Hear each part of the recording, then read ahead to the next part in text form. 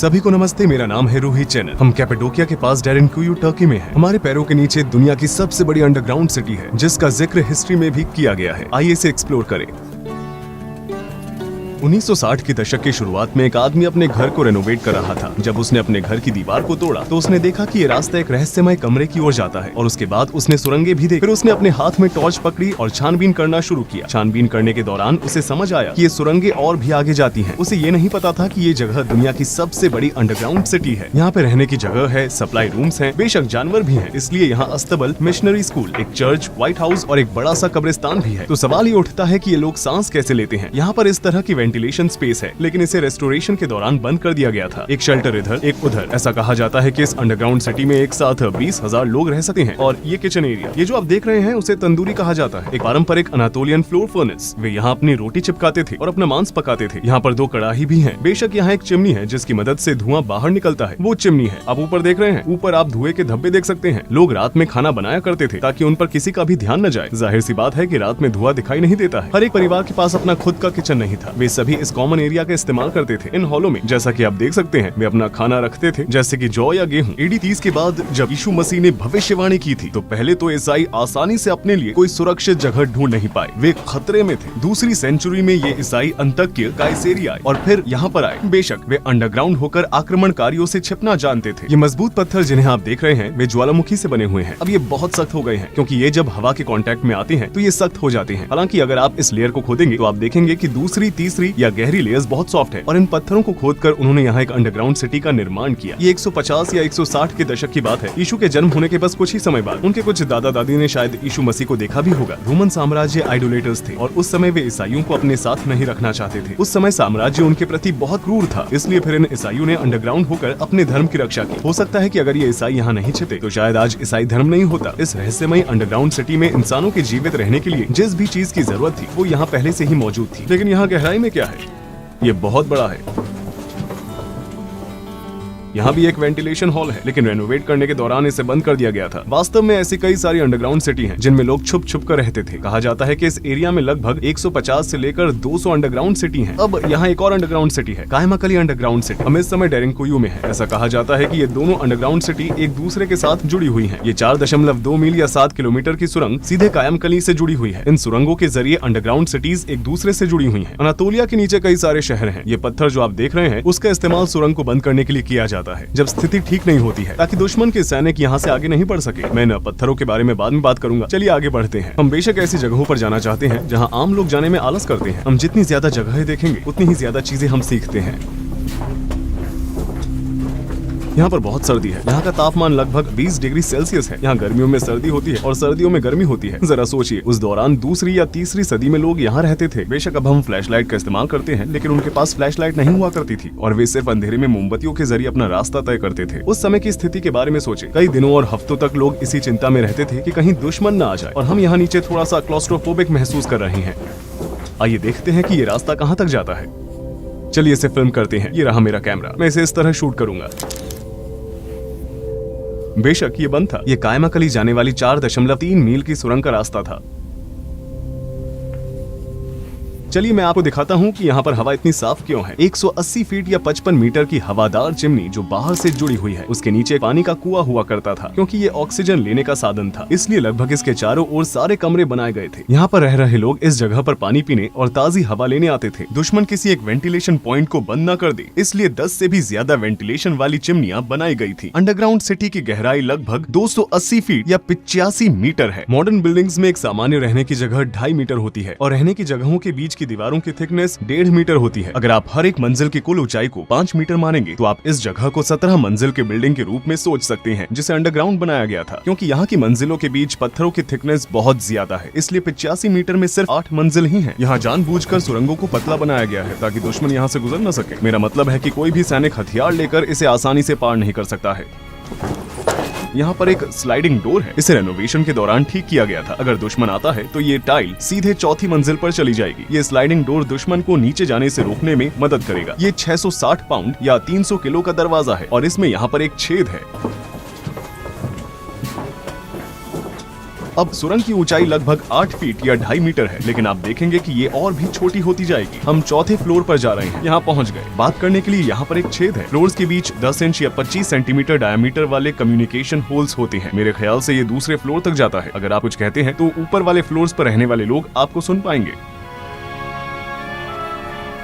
अब हम एक लंबी सुरंग से गुजरेंगे जो 7वीं मंजिल तक जाती है, या दूसरे शब्दों में -7। हमें ध्यान से चलना होगा ताकि हम फिसले नहीं। आप यहाँ छोटे छोटे कमरे देख सकते हैं। यहाँ एक और स्लाइडिंग डोर है। चलिए मैं आपको कुछ दिखाता हूँ। यहाँ पर एक छोटा सा कमरा है। वे इस भारी दरवाजे को पीछे से धक्का देते थे और चौथे फ्लोर से 7वें फ्लोर तक किसी को भी जाने से रोकने के लिए सुरंग को बंद कर देते थे। यहाँ पर सुरंगों का जाल भी बिछाया गया है। जब दुश्मन के सैनिक प्रवेश करेंगे तो वे इन सुरंगों से गुजरेंगे, लेकिन ये सुरंगें उन्हें कहीं पर भी लेकर नहीं जाएंगी और यहाँ सैनिकों की जान भी चली जाती थी। जब वे यहाँ पर आते तो वे पीछे से स्लाइडिंग डोर को बंद कर देते थे, ठीक उसकी तरह, और सैनिकों को खत्म कर देते थे। यहाँ तक कि आज की तारीख में भी एक आम सबवे बनाने में 4 से 5 साल का समय लगता है। 1800 साल पहले जब मॉडर्न टूल्स और मशीनें उपलब्ध नहीं थी और बिजली भी नहीं थी, तो इस जगह को कैसे बनाया गया था? सिर्फ खुदाई करने के लिए ही इसमें हजारों मजदूरों की जरूरत पड़ेगी। अंडरग्राउंड से ली गई रेत और पत्थरों का कुल वजन लगभग 5 मिलियन टन से भी अधिक हो सकता है। अब हम 7वीं मंजिल पर हैं। यहाँ पर एक चर्च बनी हुई है। जैसा कि आप देख सकते हैं कि यहाँ पर क्रॉस लगे हुए हैं। इसके अलावा इस जगह को भी क्रॉस शेप में बनाया गया है। यहाँ पर क्रॉस का बड़ा हिस्सा है और छोटा हिस्सा भी है। वे सिर्फ यहाँ पर प्रार्थना ही नहीं करते थे, बल्कि सीक्रेट मीटिंग्स भी करते थे। उन लोगों के बारे में सोचें, वे बाहर जाने से डरते थे और अंदर रहकर कैंडल के जरिए प्रार्थना करते थे। ईसाई यहाँ पर कई दिनों तक बिना उजाले के रहे। वे एक दूसरे के इतने करीब थे कि उन्होंने यहाँ बिना किसी और को देखे कई दिन गुजारे। इस फ्लोर पर एक कब्र कमरा भी है। ये सुरंग जो आप देख रहे हैं वो सीधे कब्रिस्तान की ओर जाती है। यहाँ शायद इस जगह का सबसे महत्वपूर्ण हिस्सा है। सदियों पहले यहाँ लाशें पड़ी रहती थी। लाशों को यहाँ से ले जाने के बारे में सोचें। कल्पना कीजिए कि आप उस समय पर यहाँ थे। सोचे कि आपने अपने परिवार के किसी सदस्य को खो दिया है और अब आप उसके शव को यहाँ से लेकर जा रहे हैं। ये काफी पतली सुरंग है। यहाँ जो लोग स्वाभाविक रूप से मरते थे उन्हें यहाँ पर दफनाया जाता था ताकि शव जल्द से जल्द डिकम्पोज हो जाए और कोई भी बदबू न आए। वे उन्हें केमिकल्स के साथ दफनाते थे ताकि वो डिसॉल्व हो जाए। जाहिर है कि वे लाशों को नहीं जला सकते थे क्योंकि धुएं के बाहर निकलने के लिए कोई भी जगह नहीं है।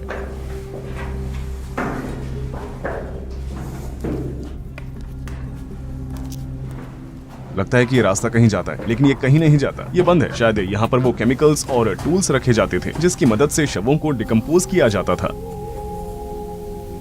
यहाँ पर एक पानी का कुआं है, लेकिन ये ऐसा कुआं है जो ऊपर से जुड़ा हुआ नहीं है। अगर दुश्मन के सैनिकों को पानी का कुआं मिल जाए तो वे क्या करेंगे? आपने ऊपर बड़ी वेंटिलेशन चिमनी देखी होगी। वे वहाँ से जहर फेंक सकते हैं और सारा पानी बर्बाद कर सकते हैं, क्योंकि ये सरफेस कनेक्शन के बिना वाला एक पानी का कुआं था, इसलिए इसमें से पानी पीना सुरक्षित था। अब हम आखिरी सुरंग में हैं, जो 8वीं मंजिल तक जाती है। बेशक ये जगह का आखिरी हिस्सा है जो हमारे लिए खुला है। इसमें ऊपर एक वेंटिलेशन चिमनी थी, 180 फीट 55 मीटर लंबी। जैसा कि मैंने बताया था, इसकी गहराई इतनी है। आप यहाँ पर कचरा भी देख सकते हैं। अब चलिए उन कमरों में चलते हैं जहाँ लोग रहते थे। आप देख सकते हैं कि यहाँ पर कितने सारे कमरे हैं। मेरा बैग सुरंग के ऊपरी हिस्से से टच हो रहा है। मैं इसे यहीं छोड़ दूंगा। हमें यहाँ पर थोड़ी सावधानी बरतनी चाहिए। इस वीडियो में मैं जो आपको जानकारी दे रहा हूँ वो जेनोफोन की एनाबेसिस किताब पर आधारित है। आइए आगे बढ़ते हैं और देखते हैं कि लोग कहाँ रहते थे। जो टूरिस्ट्स यहाँ पर आते हैं वो आमतौर पर इस जगह पर नहीं आते, क्योंकि यहाँ पर चढ़ना थोड़ा मुश्किल है और फर्श फिसलन भरा है। यहाँ पर छोटे छोटे कमरे हैं। यहाँ पर एक परिवार रहा करता था। जरा उनके बारे में सोचें। वे यहाँ पर रहकर बाहर मौजूद दुश्मन से डरते थे। यहाँ पर भी एक परिवार रहता था।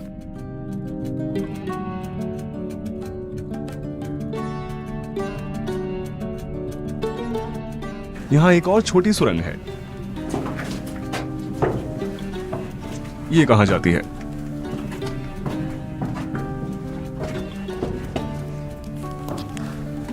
यहाँ से गुजरते समय मेरी पीठ पर थोड़ी सी चोट लग गई। चलिए एकदम आखिरी तक जाते हैं।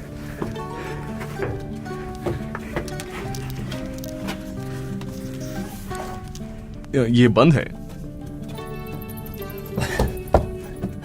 चलिए नीचे चलते हैं।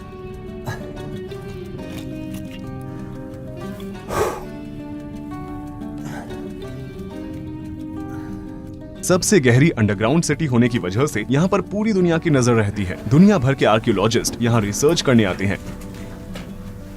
यहाँ पर एक बड़ा दरवाजा है। ये छेद जो आप देख रहे हैं ये इसलिए है ताकि जान सके कि दरवाजे के पीछे कौन है, या फिर इसका इस्तेमाल तीर चलाने या भाला फेंकने के लिए किया जाता था। हम इस वक्त खलिहान यानी बान में हैं। यहाँ जानवर हुआ करते थे। ये छोटे छोटे छेद हैं जहाँ जानवरों को बांधा जाता था। वे यहाँ अपने जानवरों को बांधा करते थे। ये वो जगह है जहाँ जानवर पानी पीते थे या खाना खाते थे, और यहाँ पर गर्द भी है।